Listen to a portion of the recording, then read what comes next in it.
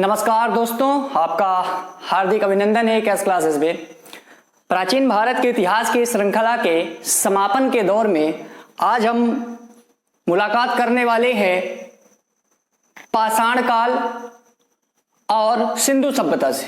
दोनों से मुलाकात आज ही नहीं होगी, किंतु ये ही दो टॉपिक बचे हैं एंसेंट हिस्ट्री में। कौन से?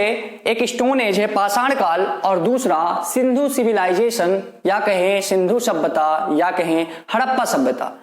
ये दो महत्वपूर्ण टॉपिक बचे हुए थे, इनका भी समापन बहुत ही जल्द होने वाला है। तदुपरांत कोई दूसरा सब्जेक्ट, एक नया सब्जेक्ट लेकर आऊंगा मैं आपके सामने। तो इतिहास की श्रृंखला में पहले आप जानिए कि इतिहास को कितने भागों में विभक्त किया गया है, कितने फेजेस में उसको डिवाइड किया गया है, कितने पार्ट्स में उसको तोड़ा गया है, उस पर चर्चा करना अनिवार्य है। तो इतिहास को मित्रों तीन भागों में विभाजित किया गया है। इतिहास के हिस्ट्री के तीन फेज हैं। कौन से? एक तो प्रागैतिहासिक काल, जिसे प्रागैतिहासिक काल भी कहा जाता है, दूसरा है आद्य ऐतिहासिक काल और तीसरा है ऐतिहासिक काल। Pre historical age, early historical age और हिस्टोरिकल एज। इनके तीनों के बारे में जानना आवश्यक है, क्योंकि एग्जाम में कभी कभी पूछ लिया जाता है। क्या पूछा जाता है?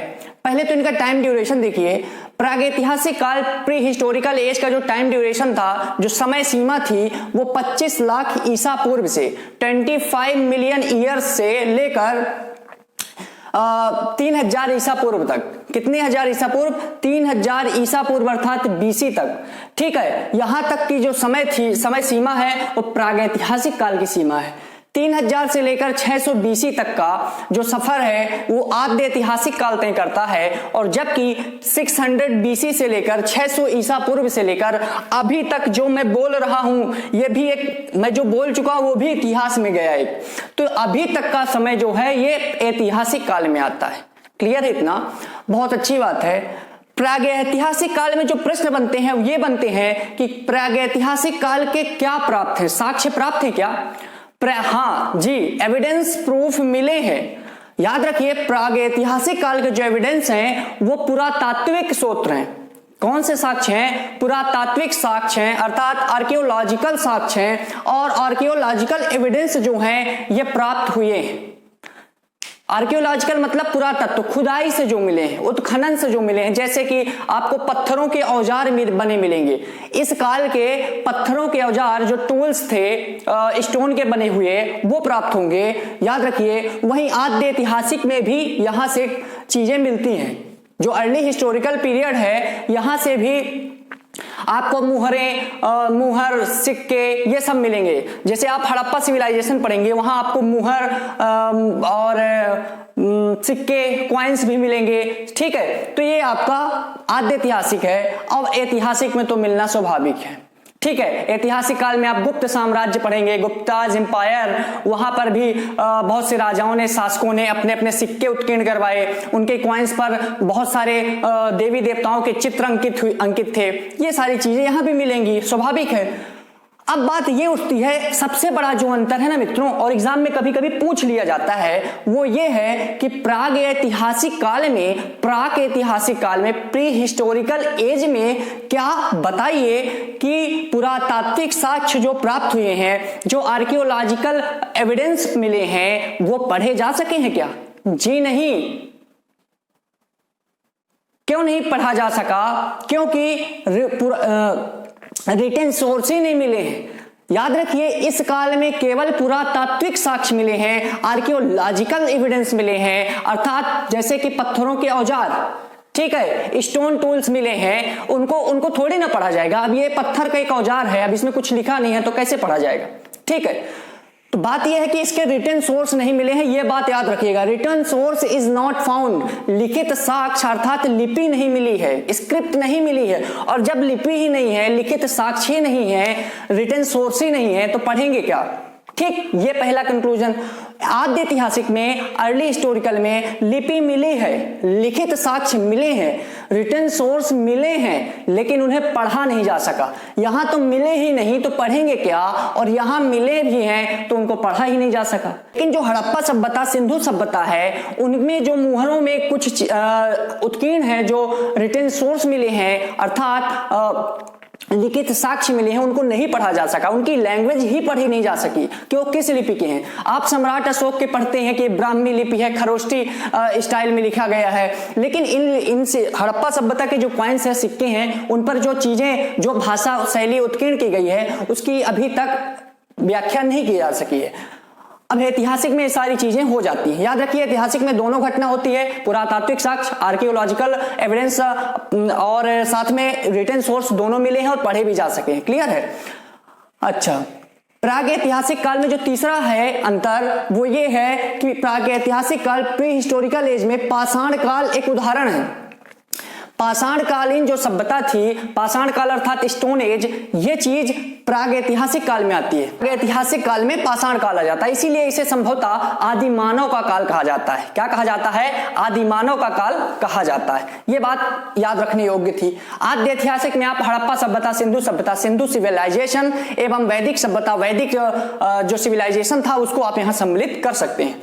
जबकि ऐतिहासिक काल में आपके बौद्ध धर्म, जैन धर्म, मौर्य साम्राज्य, 16 महाजनपद, Gupta empire, Harshavardhan time period, मतलब अभी तक मॉडर्न हिस्ट्री, मेडिएवल हिस्ट्री, सब कुछ यहां पर आ जाएगा। 600 से लेके अभी 2020 तक का समय। क्लियर है? बहुत अच्छी बात। तो ये चीज आई होप समझ में आया होगा। ठीक है, अब थोड़ा सा जानिए, ये बात हो गई। अब इससे ज्यादा पढ़ने की आवश्यकता नहीं है और इसमें डूबिएगा मत। मैं फिर से आग्रह कर रहा हूं, आपसे निवेदन है कि इसमें डूबना नहीं है आपको। चीजें इतनी ही पढ़नी है। अब आप किसी भी पुस्तक में पढ़ेंगे तो इनको फैला कर रख दिया गया आपके सामने और आप उसमें डूबिए। ठीक है, पढ़ना इतना ही है और डुबा बहुत सारा देता है।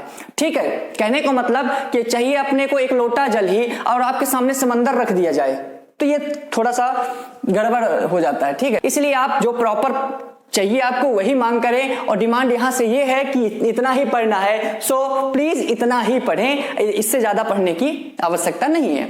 चलिए, अब थोड़ा सा मित्रों ये मैं बताने का प्रयास करूंगा।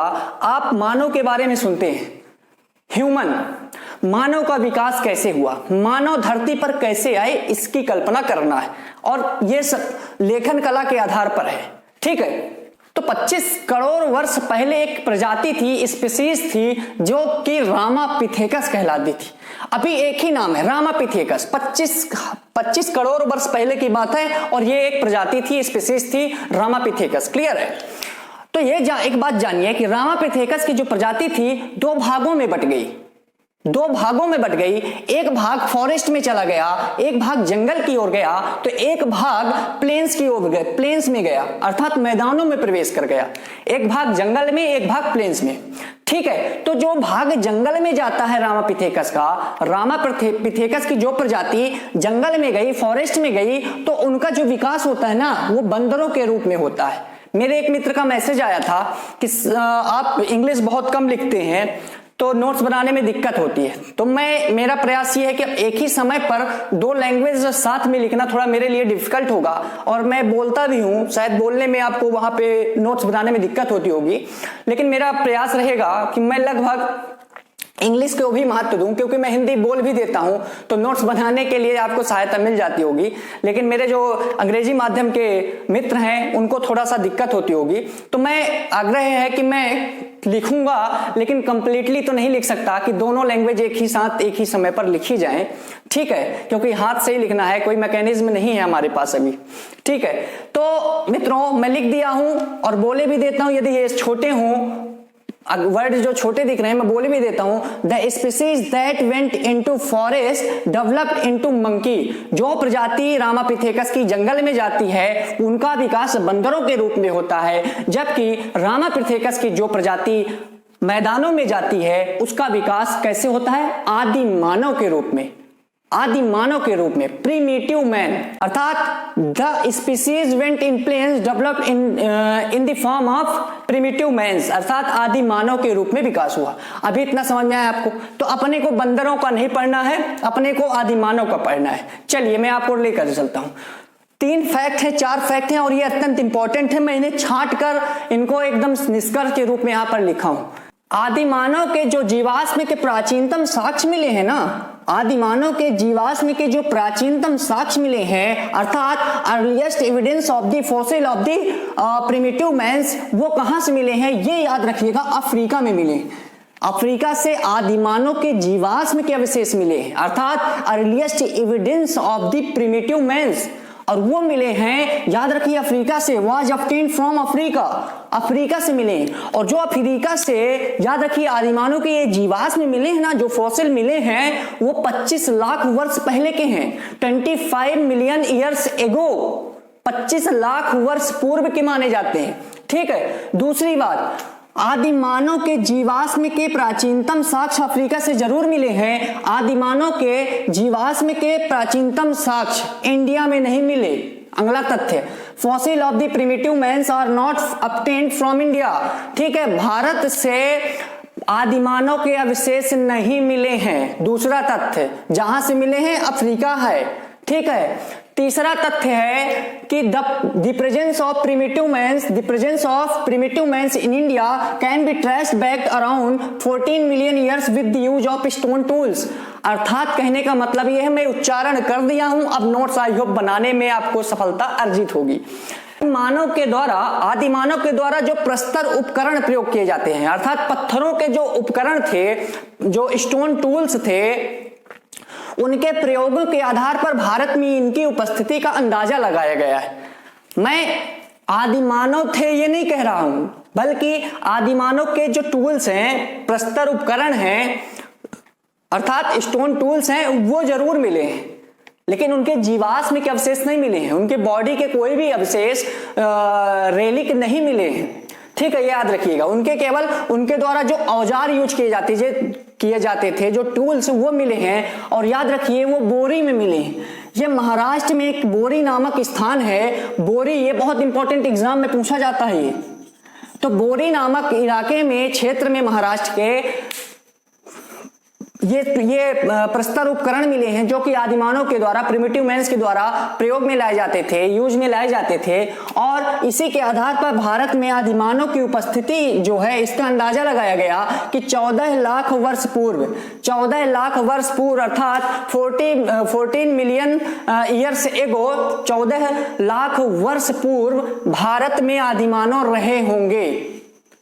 उनके अवशेष जीवाश्म के नहीं मिले, लेकिन उनके उपकरण मिले हैं, जो कि महाराष्ट्र के बोरी नामक स्थान में मिले हैं, और सबसे पहले। चलिए, अच्छा, एक फैक्ट है कि भारत में रामापिथेकस के जीवाश्म जरूर मिले हैं। अब आप कंफ्यूज होंगे कि रामापिथेकस के मिले हैं लेकिन आदिमानव के नहीं मिले। जी, रामापिथेकस के मिले हैं लेकिन आदिमानव के नहीं मिले। रामापिथेकस ही बटा था 2 भाग में, एक तो बंदरों के रूप में विकास हुआ और दूसरा आदिमानव के रूप में। तो आदिमानव के अफ्रीका में मिले हैं। ठीक है। आदिमानव के द्वारा जो उपकरण प्रयोग में लाए गए, औजार, टूल्स, स्टोन टूल्स, वो बोरी में मिले महाराष्ट्र के, और रामापिथेकस के कुछ जीवाश्म मिले। ठीक है। तो रामापिथेकस के जो जीवाश्म मिले हैं, वो शिवालिक की पहाड़ी में मिले हैं। ठीक है। Fossil of Ramapithecus in India are obtained from the mountains of Shivalik, अर्थात शिवालिक की पहाड़ियों में, हिमालय की जो सबसे तीसरी श्रेणी है, वो शिवालिक पहाड़ी है। और शिवालिक पहाड़ी में कहाँ? वो स्वात घाटी में मिला है। कहाँ मिला है? स्वात घाटी में, स्वात वैली में, और जो कि वर्तमान में पाकिस्तान में। केवल एक चीज मिली है, आदिमानव के द्वारा प्रयोग में लाए जाने वाले प्रस्तर उपकरण, पत्थरों के औजार, स्टोन टूल्स। क्लियर है। अगली बात करता हूं, मानव विकास का थोड़ा क्रम देखिए कि मानव आखिर कैसे मानव बना। आदि मानव, पहले रामापिथेकस, फिर आदि मानव, बंदर एक तरफ इंसान, आज हम और आप, कैसे। ठीक है। ऑर्डर ऑफ ह्यूमन डेवलपमेंट, मानव विकास का क्रम। चलिए, सबसे पहले रामापिथेकस थे, ये एक प्रजाति थी, स्पीशीज थी। ठीक है। फिर इसके बाद एक नई प्रजाति का जन्म हुआ, या कहें यही परिवर्तित हो गई ऑस्ट्रेलोपिथेकस में।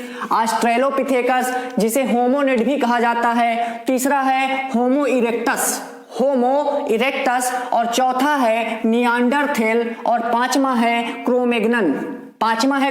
ये इंपॉर्टेंट है, जिसे आमतौर पर होमो सेपियंस के नाम से जाना जाता है। क्रोमैग्नन या होमो सेपियंस के नाम से जाना जाता है। ठीक है, मैंने इसको याद किया था अपने हिसाब से, राहोनिक। ये मैंने एक ट्रिक बनाई थी अपने लिए और शायद आपके लिए कारगर सिद्ध हो, तो प्लीज कर सकते हैं आप।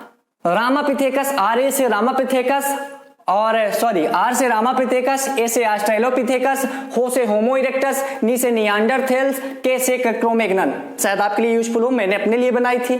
ठीक है, और मेरा काम है आपके सम्मुख बहुत सारी चीजों को आपके सामने प्रकट करना और उन्हें बहुत ही सरलता के माध्यम से प्रकट करना।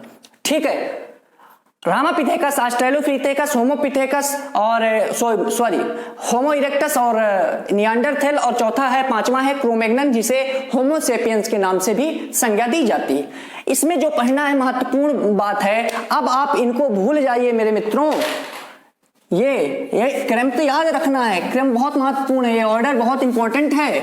ठीक है, और राहोनिक तो ये ट्रिक है मेरी आपके लिए। ठीक है, राहोनिक लिखे देता हूं, राहोनिक। चलो, तो क्रोमैग्नन होमोसेपियंस कहा जाता है। इसके बारे में 3 फैक्ट एग्जाम के दृष्टिकोण से अत्यंत इंपॉर्टेंट, बहुत महत्वपूर्ण है। चलिए, होमोसेपियंस को जब मैं होमोसेपियंस बोलूं तो आप बोलिएगा मन में क्रोमैग्नन ही बोला जा रहा है, क्रोमैग्नन बोलूं तो होमोसेपियंस ही बोला जा रहा है। ठीक है, क्रोमैग्नन जो है होमोसेपियंस है, इन्हें ज्ञानी मानव कहा जाता है। ये जो प्रजाति है, जो स्पीसीज है, इसे ज्ञानी मानव अर्थात वाइज मैन या कहें वाइज ह्यूमन। ठीक है, अगला है पूर्ण मानव, कंप्लीट मैन, पूर्ण मानव। चौथा है आधुनिक मानव अर्थात मॉडर्न ह्यूमन या मॉडर्न मैन। ठीक है, ज्ञानी मानव कहा जाता है, पूर्ण मानव कहा जाता है और आधुनिक मानव कहा जाता है। ये इंपॉर्टेंट है एग्जाम के दृष्टिकोण से। ठीक है, कचड़ा नहीं पढ़िएगा, रिक्वेस्ट निवेदन है कि कचड़ा मत पढ़िएगा, इतना ही पढ़िएगा। ठीक है, अच्छा, क्रोमैग्नन या कहें होमोसेपियंस या कहें ज्ञानी मानव या कहें पूर्ण मानव या कहें मॉडर्न मानव, मॉडर्न मैन, आधुनिक मानव, इन सभी का विकास ये एक ही है। इनका विकास कब होता है, इनका ओरिजिन होता है, उद्भव नूतन युग में अर्थात न्यू एज या कहें न्यू ईरा में ये सामने आते हैं क्रोमैग्नन, नूतन एज में। अब आपके मन में प्रश्न आएगा, नूतन एज है क्या? भैया, नूतन एज ना आज से 30 से 40 हजार वर्ष पहले, 30 to 40, 30 से 40 हजार वर्ष पहले, ठीक है, 1000 वर्ष पहले इनका उद्भव होता है।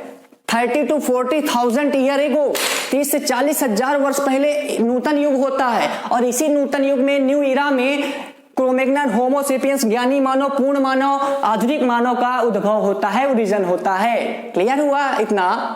चलिए, अब आपके मन में एक डाउट हो या ना हो, मेरे मन में है कि आपको शायद ना समझ में आया हो कि 25 लाख से 3000 आप गिनती पढ़ते हैं, टेबल पढ़ते हैं, 3000 से ऊपर जाते हैं, 100, 200, 300, 1000, 10,000, लाख, 10 लाख, करोड़, 10 करोड़, लेकिन यहां तो बैकवर्ड हो रहा है। मैंने आपको, या आप विजिट कर सकते हैं, प्लीज रिक्वेस्ट है, डेट्स ऑफ हिस्ट्री, इतिहास की तिथियों को जानिए। यदि आप इतिहास को पढ़ रहे हैं मेरे भाइयों, तो इतिहास के तिथियों को आप कंठस्थ कर लीजिए कि सिल्वर जुबली क्या है, गोल्डन जुबली क्या है, ठीक है, पूर्वार्ध क्या है, लेटर हाफ, उत्तरार्ध क्या है, ठीक है, फर्स्ट हाफ क्या है, silver jubilee, platinum jubilee, golden jubilee, सदी, सेंचुरी क्या है, ईसा पूर्व क्या है, बीसी क्या है, एडी क्या है, एनो डोमिनी क्या है, एनो डोमिनी किस भाषा का शब्द है। बहुत सारी चीजें मैंने ओपन करके आपके सामने रखी हैं और उस चैप्टर का नाम है डेट्स ऑफ हिस्ट्री।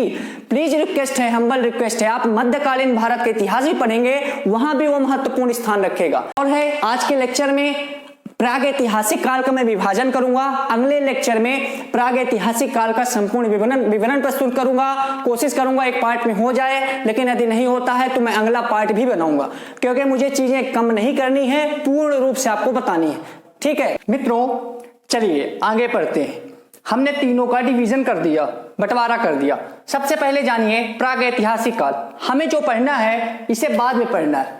आद्य ऐतिहासिक को हमने कंप्लीट कर लिया है। आद्य ऐतिहासिक हमने वैदिक सभ्यता को कंप्लीट किया है, ठीक है, वैदिक सभ्यता को कंप्लीट किया है, लेकिन हड़प्पा सभ्यता अर्थात सिंधु सिविलाइजेशन को हमने नहीं पढ़ा, तो इसमें से सिंधु सिविलाइजेशन पढ़ना है। और जबकि प्राग ऐतिहासिक काल में सब कुछ पढ़ना है, पाषाण काल, स्टोन एज, ठीक है। तो प्राग ऐतिहासिक काल को पढ़ते हैं, इन दोनों को भूल जाइए, ठीक है, इन दोनों को भूल जाइए, अर्थात अभी भूल जाइए, हमेशा के लिए नहीं भूलना है। ठीक है, प्री हिस्टोरिकल एज के बारे में पढ़ना है, जो कि 25 लाख ईसा पूर्व से लेकर 3000 ईसा पूर्व अर्थात बीसी तक था। ठीक मित्रों, प्रागैतिहासिक काल या कहें प्राक ऐतिहासिक काल, जिसे प्री हिस्टोरिकल एज कहा जाता है, उस पर चर्चा करते हैं। प्रागैतिहासिक काल प्री हिस्टोरिकल एज को एक पुरातत्वविद हैं, आर्कियोलॉजिस्ट हैं, उनका नाम है थॉमसन। थॉमसन जी ने एक संग्रहालय है डेनमार्क में, कोपेनहेगन संग्रहालय म्यूजियम है, अर्थात कोपेनहेगन संग्रहालय है, कहां पर है? डेनमार्क पर है।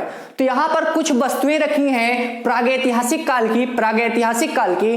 तो थॉमसन जी ने, ये आर्कियोलॉजिस्ट हैं, पुरातत्वविद हैं, तो इन्होंने इस संग्रहालय में रखी वस्तुओं के आधार पर प्रागैतिहासिक काल को 3 फेज में अर्थात 3 भागों में बांटा है। पहला भाग पाषाण काल कहलाया, स्टोन एज, या इसे लिथिक एज कहते हैं, स्टोन एज या कहें लिथिक एज, लिथिक पीरियड या इरा। दूसरा है कांस्य युग, कांस्य युग को कैल्कोलिथिक या कहें कॉपर एज या कॉपर इरा भी बोलते हैं। कभी कभी कांस्य युग को ताम्र पाषाण कालीन युग कहा जाता है। ताम्र पाषाण कालीन मतलब तांबा प्लस पाषाण, कॉपर प्लस स्टोन। ठीक है, तीसरा है लौह युग आयरन एज। ठीक है, इन दोनों को बाद में पढ़ेंगे, पहले पाषाण काल पढ़ेंगे। पाषाण काल भी 3 टुकड़ों में टूटा। कैसे? पूरा पाषाण काल, पैलियोलिथिक एज, पैलियो का मतलब होता है ओल्ड, लिथिक का मतलब होता है स्टोन, तो ओल्ड स्टोन एज या कहे पैलियोलिथिक एज या कहे पूरा पाषाण काल।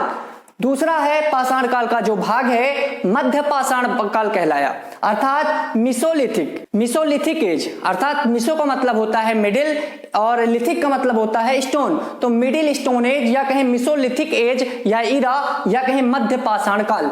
तीसरा है पाषाण काल का जो फेज है, भाग है, वो नव पाषाण काल कहलाता है, वेरी इंपॉर्टेंट। ठीक है, नियोलिथिक, नियो का मतलब न्यू, लिथिक का मतलब स्टोन, तो न्यू स्टोन एज या कहें नियोलिथिक एज या पीरियड या एज इरा या कहें नव पाषाण काल। क्लियर है इतना? बहुत अच्छी बात। तो ये अभी नहीं पढ़ना है, बाद में पढ़ना है। पाषाण काल प्रागैतिहासिक 3 टुकड़ों में टूटा, पाषाण, कांस्य और लौह युग। पाषाण काल 3 टुकड़ों में टूटा, पूरा पाषाण काल, मध्य पाषाण काल, नव पाषाण काल, पैलियोलिथिक, मिसोलिथिक और नियोलिथिक। ठीक है, पूरा पाषाण काल फिर से टूटेगा 3 टुकड़ों में। ये 3 में टूटा, अब ये 3 में टूटेगा। ठीक है, अब इसको पढ़ते हैं। मैं भी बंटवारा कर रहा हूं, इनको टुकड़ों में विभाजित कर रहा हूं, पढ़ा नहीं रहा हूं। ठीक है, यहां पर जो लिखी चीजें बहुत इंपॉर्टेंट है। पूरा पाषाण काल जानिए, ये वाला, ये फर्स्ट पार्ट, ये पाषाण काल 3 टुकड़ों में टूटा, फर्स्ट, सेकंड और थर्ड। तो फर्स्ट वाले को पढ़िए, पूरा पाषाण काल अर्थात पैलियोलिथिक एज। ये भी 3 फेज में टूटा, 3 चरणों में बंटवारा हुआ इसका। पहला पूरा पाषाण काल अर्थात लोअर पैलियोलिथिक एज अर्थात पूरा पाषाण काल। दूसरा है मध्य पूरा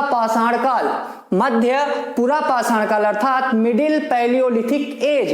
तीसरा है उच्च पूरा पाषाण काल अर्थात अपर पैलियोलिथिक एज। ठीक है, चलिए आगे देखिए, पूर्व पूरा पाषाण काल की पहचान कैसे होती है। पूर्व पूरा पाषाण काल जो है, लोअर पैलियोलिथिक एज जो है, इसकी पहचान हस्त कुठार, यहां पर कुछ औजार हैं, उपकरण हैं, टूल्स हैं, उनके आधार पर पता लगाया जा सकता है कि ये किस टाइम का है। जैसे हस्त कुठार अर्थात हैंड एक्स, खंडक यानी चॉपर और विदारणी अर्थात क्लीवर्स। ठीक है, चॉपर मिला यानी खंडक मिला, तो इसे किसे कभी कभी चॉपर, चॉपिंग या कहें पेबुल संस्कृति भी बोला जाता है, पेबुल कल्चर। ठीक है, तो ये सारी चीजें आपकी पूर्व पूरा पाषाण काल में है। ठीक है, अब लोअर पैलियोलिथिक एज में है, जबकि मध्य पूरा पाषाण काल में, मिडिल पैलियोलिथिक एज में क्या होता है, फलक उपकरण सामने आ जाते हैं। फलक अर्थात ब्लेड टूल्स, फलक उपकरण मतलब, फलक औजार मतलब ब्लेड टूल्स। तो मध्य पूरा पाषाण काल की पहचान फलक से होती है। जब भी फलक की बात पूछी जाए तो आप समझ जाइए वो मध्य पूरा पाषाण काल का है। ठीक है, मिडिल पैलियोलिथिक एज की बात हो रही है। तीसरा है उच्च पूरा पाषाण काल, अपर पैलियोलिथिक एज। ठीक है, इसके कुछ उपकरण देखिए, टूल्स देखिए। तक्षणी अर्थात ब्यूरिन। ठीक है। खुरचनी, खुरचनी मतलब स्क्रैपर। तो ये टूल्स जो मिले, ये उपकरण, ये आइडेंटिफाई करते हैं, ये प्रमाणित करते हैं कि ये उच्च पुरा पाषाण काल की बात की जा रही है। ठीक है। अब एक बात मैं जो बताने जा रहा हूं, यदि आपसे ये ना बोला जाए, इनमें से कुछ भी पूछ लिया जाए, अब आपसे पूछे हस्त कुठार, हस्त कुठार किस काल की बात हो रही है, तो आप फिर क्या बताएंगे? यदि आप ऑप्शन में आपके सामने पूर्व, मध्य, उच्च, पुरा पाषाण काल ना लिखा हो, तो आपके सामने लिखा हो कि हस्त कुठार जो है, हैंड एक्स जो संस्कृति है, या कहें चॉपर चॉपिंग टेबल संस्कृति जो है, कल्चर जो है, किस काल की है? पुरा पाषाण काल की है कि मध्य पाषाण काल की है कि नियोलिथिक की है? तो आप फिर बताएंगे पुरा पाषाण काल की है, क्योंकि ये इसी के पार्ट्स हैं। और या फिर इसी के अंदर पूछ ले कि फलक उपकरण किसका है, पूर्व का कि मध्य का कि उच्च का, तो आप मध्य में लगाएंगे। यदि ये ना दे पूरा और पूरा पाषाण काल, मध्य का पाषाण काल और नव पाषाण काल बोले, तो फिर पूरा में जाएगा। पूरा के अंदर पूछे तो मध्य में जाएगा। आई होप इतना क्लियर हुआ होगा। किसी भी तरह से प्रश्न पूछ ले, आपसे बनेगा। मित्रों, ये रहा पूरा पाषाण काल। ठीक है। इनमें जो पढ़ना है अपने को, इनमें जो पढ़ना है वो कुछ स्थल है, कुछ साइट्स हैं, उनके बारे में जानेंगे इस समय से संबंधित। ठीक है। तो इनमें इनका डिवीजन नहीं किया गया, इसका किया गया 3 भागों में, मैंने उल्लेखित किया अभी। कांस्य युग का देखिए, कांस्य युग में क्या पढ़ना है? कांस्य युग क्या है? प्रागैतिहासिक काल का, प्री हिस्टोरिकल एज का जो सेकंड फेज रहा वो कांस्य युग था, कैल्कोलिथिक। ठीक है, कॉपर एज। तो इसमें अपने को जो पढ़ना है उसमें मालवा संस्कृति, मालवा कल्चर, कायथा संस्कृति, कायथा कल्चर, स्वाल्दा संस्कृति, और या कहे इसे स्वाल्दा कल्चर। ठीक है। ये तीनों स्थान कहाँ है, ये संस्कृति कहाँ पाई गई?